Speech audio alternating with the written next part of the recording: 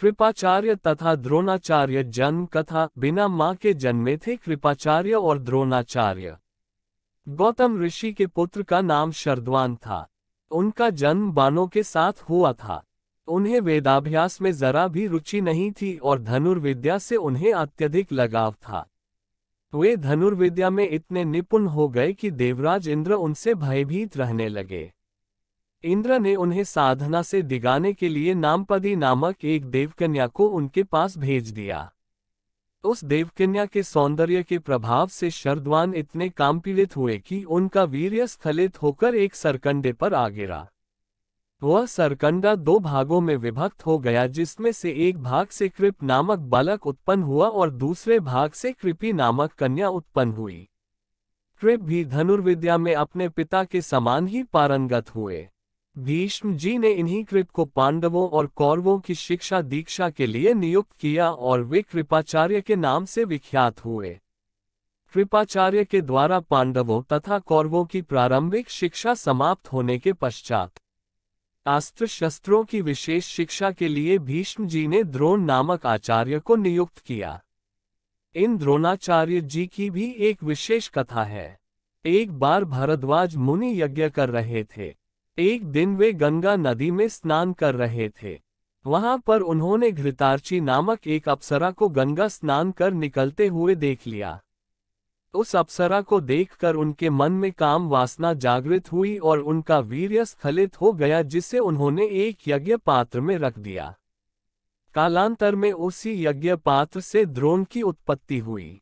द्रोण अपने पिता के आश्रम में ही रहते हुए चारों वेदों तथा अस्त्र शस्त्रों के ज्ञान में पारंगत हो गए। द्रोण के साथ प्रशत नामक राजा के पुत्र द्रुपद भी शिक्षा प्राप्त कर रहे थे तथा दोनों में प्रगाढ़ मैत्री हो गई। उन्हीं दिनों परशुराम अपनी समस्त संपत्ति को ब्राह्मणों में दान करके महेंद्राचल पर्वत पर तप कर रहे थे। एक बार द्रोण उनके पास पहुंचे और उनसे दान देने का अनुरोध किया। इस पर परशुराम बोले, वत्स, तुम विलंब से आए हो। मैंने तो अपना सब कुछ पहले से ही ब्राह्मणों को दान में दे डाला है। अब मेरे पास केवल अस्त्र शस्त्र ही शेष बचे हैं। तुम चाहो तो उन्हें दान में ले सकते हो। द्रोण यही तो चाहते थे, अतः उन्होंने कहा, हे गुरुदेव, आपके अस्त्र शस्त्र प्राप्त करके मुझे अत्यधिक प्रसन्नता होगी, किंतु आपको मुझे इन अस्त्र शस्त्रों की शिक्षा दीक्षा देनी होगी तथा विधि विधान भी बताना होगा। इस प्रकार परशुराम के शिष्य बनकर द्रोण अस्त्र शस्त्रादि सहित समस्त विद्याओं के अभूतपूर्व ज्ञाता हो गए। शिक्षा प्राप्त करने के पश्चात द्रोण का विवाह कृपाचार्य की बहन कृपी के साथ हो गया। कृपी से उनका एक पुत्र हुआ। उनके उस पुत्र के मुख से जन्म के समय अश्व की ध्वनि निकली, इसलिए उसका नाम अश्वत्थामा रखा गया। किसी प्रकार का राजाश्रय प्राप्त न होने के कारण द्रोण अपनी पत्नी कृपी तथा पुत्र अश्वत्थामा के साथ निर्धनता के साथ रह रहे थे। एक दिन उनका पुत्र अश्वत्थामा दूध पीने के लिए मचल उठा, किंतु अपनी निर्धनता के कारण द्रोण पुत्र के लिए गाय के दूध की व्यवस्था न कर सके। अकस्मात उन्हें अपने बाल्यकाल के मित्र राजा द्रुपद का स्मरण हो आया, जो कि पांचाल देश के नरेश बन चुके थे। द्रोण ने द्रुपद के पास जाकर कहा, मित्र, मैं तुम्हारा सहपाठी रह चुका हूँ।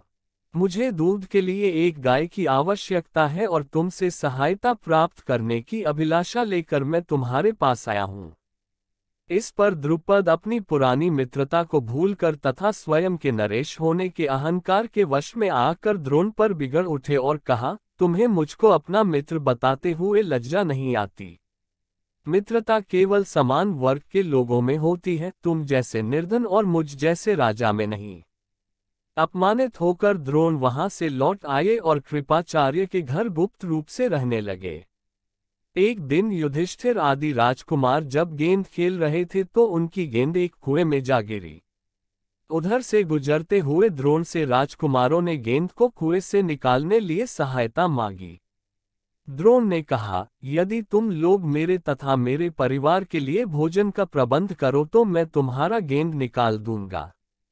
युधिष्ठिर बोले, देव, यदि हमारे पितामह की अनुमति होगी तो आप सदा के लिए भोजन पा सकेंगे।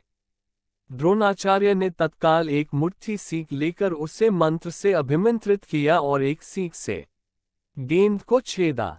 फिर दूसरे सीख से गेंद में फंसे सीख को छेदा। इस प्रकार सीख से सीख को छेदते हुए गेंद को कुएं से निकाल दिया।